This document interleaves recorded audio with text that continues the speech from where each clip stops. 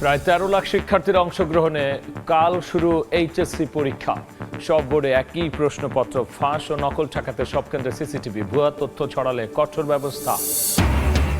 বৈষম্যের বিরুদ্ধে প্রতিবাদের শিক্ষা নিয়ে এলো জুলাই। ফ্যাসিবাদ রুখে দেওয়ার ডাক বিএনপির। দ্রুত জাদুঘর খোলার দাবি এনসিপির। স্মৃতি ধরে রাখতে চায় জামাত।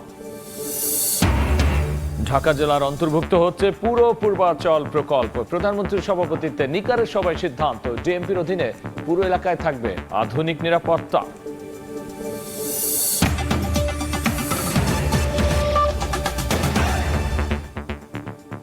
জনপদের সময় সঙ্গে আছি আমি গোলাম রাব্বি। কাল শুরু হচ্ছে এইচএসসি ও সমমানের পরীক্ষা। এবার সব শিক্ষা বোর্ডে একই প্রশ্নপত্র হবে পরীক্ষা।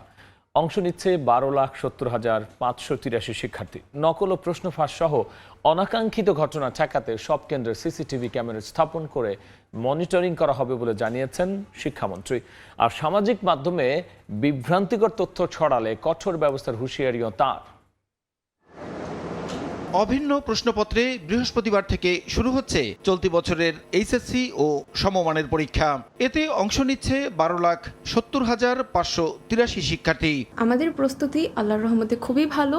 অভিন্ন ভিত্তিক প্রশ্নের সম্মুখীন হচ্ছি, সেজন্য একটু নার্ভাস লাগলেও আলহামদুলিল্লাহ আমাদের পরিস্থিতি খুবই ভালো। প্রশ্ন স্ট্যান্ডার্ড মানের হলে এবং পরীক্ষা সুন্দরভাবে হলে তাহলে আমরা অবশ্যই আশা রাখি আমরা সবাই ভালো রেজাল্ট করতে পারবো।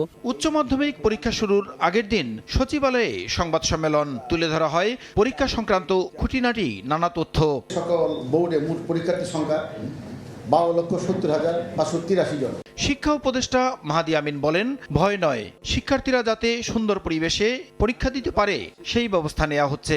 পুলিশ, প্রশাসন এবং পরীক্ষার সাথে সম্পৃক্ত যারা রয়েছেন তাদের প্রত্যেকের প্রতি আমাদের সরকারের কাছ থেকে নির্দেশনা থাকবে যেন সুন্দর, স্বতঃস্ফূর্ত এবং আন্তরিকতাপূর্ণ একটা পরিবেশ নিশ্চিত করা হয়। আমাদের শিক্ষার্থীরা যেন ভীতি বা চাপে না থেকে এমন একটা পরিবেশে পরীক্ষা দিতে পারে। সাংবাদিকদের প্রশ্নের জবাবে শিক্ষামন্ত্রী বলেন, পরীক্ষা নিয়ে বিভ্রান্তিকর তথ্য ছড়ালে নেওয়া হবে কঠোর ব্যবস্থা।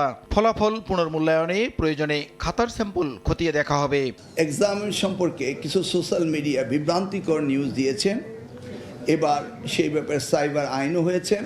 এই ধরনের বিভ্রান্তিকর নিউজ যদি কেউ ছড়ায়, সাথে সাথে তাদেরকে আইনের কাছে সোপর্দ করতে হবে। এবার আমরা পরীক্ষার খাতা নিরীক্ষণ করা মানে পুনর্এক্সামিন করার ব্যবস্থা আমরা এই আইনের মধ্যে রেখেছি।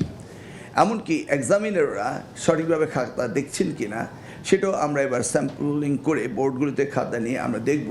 প্রশ্নপত্র ফাঁসসহ যে কোনো অপ্রীতিকর ঘটনা এড়াতে কেন্দ্রীয় মনিটরিং এর আওতায় থাকবে সব কেন্দ্র, জানানো হয় ব্রিফিংয়ে। নিরাপত্তার জন্য যারা থাকছেন তাদের কাছে বডি ক্যামেরা থাকবেন। এবছর রেজিস্ট্রেশন করেও প্রায় 44% পরীক্ষার্থী ফর্ম পূরণ করেননি, এমন তথ্য তুলে ধরে শিক্ষা মন্ত্রণালয়। এই জন্য আমরা প্রসূন আশিস, সময় সংবাদ, ঢাকা। বৈষম্যের বিরুদ্ধে প্রতিবাদের শিক্ষা নিয়ে এলো জুলাই। 24-এর 1 জুলাই থেকে 5 আগস্ট 36 দিনের আন্দোলনে পতন হয় শেখ হাসিনা সরকারের। সরকারি হিসেবে শিশুসহ নিহত হন 8 শতাধিক মানুষ, আহত হন আরও প্রায় 30,000, যাদের অনেকেই পঙ্গুত্ব বরণ করেছেন, কেউ বা চোখ হারিয়েছেন। বহু ত্যাগের বিনিময়ে ফ্যাসিবাদ মুক্ত হয় বাংলাদেশ। জুলাই আগস্টের রক্তাক্ত দিনগুলির কথা জানাচ্ছেন নাজমুস সালেহী।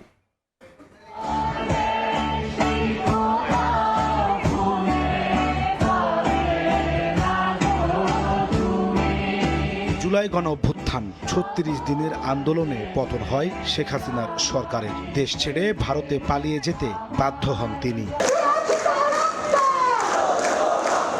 36 দিনের আন্দোলনের শুরুটা হয় 1 জুলাই থেকেই। উচ্চ আদালতের এক রায়কে কেন্দ্র করে সরকারি চাকরিতে কোটা প্রথা বাতিলের দাবিতে শুরু হয় ছাত্র আন্দোলন। ঢাকা বিশ্ববিদ্যালয় থেকে শুরু হওয়া এই আন্দোলন ছড়িয়ে পড়ে দেশের প্রতিটি বিশ্ববিদ্যালয়ে। রাস্তায় বেরিয়ে আসেন বেসরকারি বিশ্ববিদ্যালয় ও মাদ্রাসার শাহবাগ অবরোধ করে লাগাতার কর্মসূচি পালন করতে থাকেন শিক্ষার্থীরা। সরকারের দমন পীড়ন বাড়ার সঙ্গে সঙ্গে পাল্লা দিয়ে বাড়ে সাধারণ মানুষের অংশগ্রহণ। এক পর্যায়ে সহিংস আন্দোলনে রূপ নেয় কোটা বিরোধী আন্দোলন। আওয়ামী দুঃশাসনে বিক্ষুব্ধ মানুষ সমর্থন যোগায় এই আন্দোলন।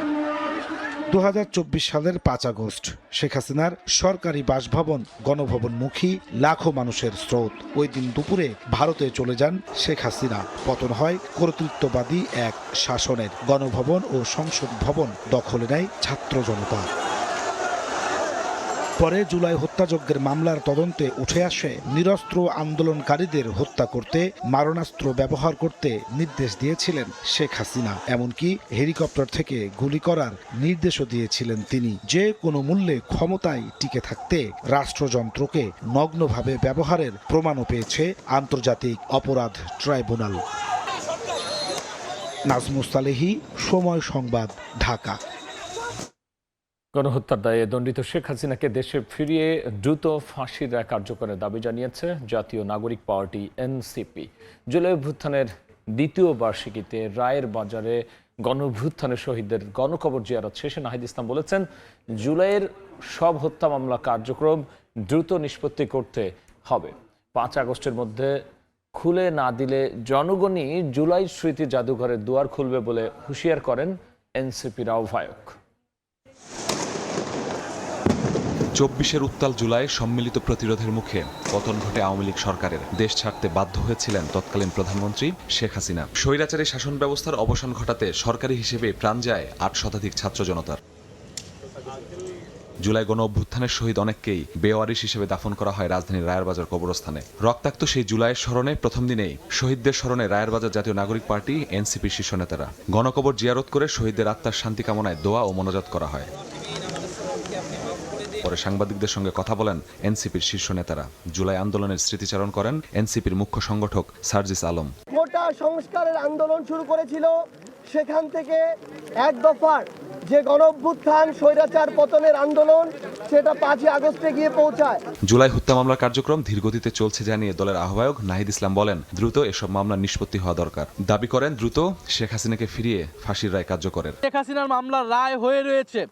আমরা আশা করব যে শেখ হাসিনাকে সহ জুলাই গণহত্যাকারী এবং ওসমান হাদির হত্যাকারী যারা ভারতে পালিয়ে রয়েছে তাদেরকে দেশে এনে বিচারে কাঠগড়ায় দাঁড় করানো হবে এবং শেখ হাসিনার ফাঁসির রায় সেটি কার্যকর করা হবে। গণ অভ্যুত্থানের বার্ষিকীতে জুলাই স্মৃতি জাদুঘর খুলে না দিলে জনগণ নিজ দায়িত্বে সেটি উদ্বোধন করবে বলেও হুঁশিয়ারি করেন নাহিদ। 5 আগস্টের মধ্যে জুলাই জাতীয় জাদুঘর খুলে দিতে হবে, না হলে জনগণ নিজেরাই সেই জাদুঘর কিন্তু খুলে নেবে এবং নিজেরাই সেই জাদুঘরে যাওয়ার ব্যবস্থা করবে। জুলাই সনদ ও গণভোটের রায় বাস্তবায়নের পাশাপাশি রাষ্ট্র কাঠামো সংস্কারে এই আন্দোলন চলবে বলে মন্তব্য করেন এনসিপির নেতারা।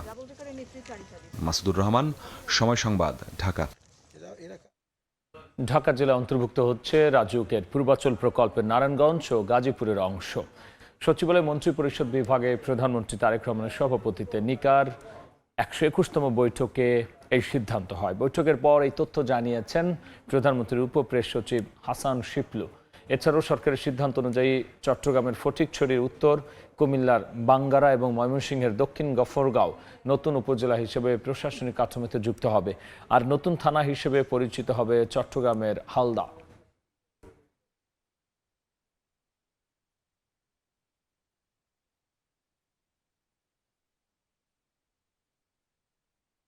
চট্টগ্রামে যুবককে গুলি করে হত্যা করা হয়েছে। দুপুরে নগরীর মুরাদপুর ফরেস্ট গেট এলাকায় আজাদকে ডেকে নিয়ে যায় বাবু নামে এক যুবক। এ সময় তাকে লক্ষ্য করে গুলি করে দুষ্কৃতিকারীরা আহত অবস্থায় উদ্ধার করে চট্টগ্রাম মেডিকেলে নেওয়া হলে মৃত ঘোষণা করেন চিকিৎসক। তবে কী কারণে এই হত্যাকাণ্ড জানাতে পারেনি স্বজনরা। অ্যালুমিনিয়ামের দোকানে মিস্ত্রি হিসেবে কাজ করতেন আজাদ। জনপদের সময় সেবা কার্যক্রমকে আরও আধুনিক, নিরাপদ আর গতিশীল করতে চট্টগ্রাম বন্দরে নতুন ওয়ান স্টপ সার্ভিস ভবন উদ্বোধন করা হয়েছে। দুপুরে বন্দর chairman rear admiral SM. Moniruzzaman 80 কোটি টাকা ব্যয়ে নবনির্মিত এই ভবন উদ্বোধন করেন। এ সময় তিনি বলেছেন, নতুন ভবন চালুর ফলে বন্দরের নিরাপত্তা ঝুঁকি কমার পাশাপাশি সেবা প্রার্থীদের ভোগান্তিও কমবে।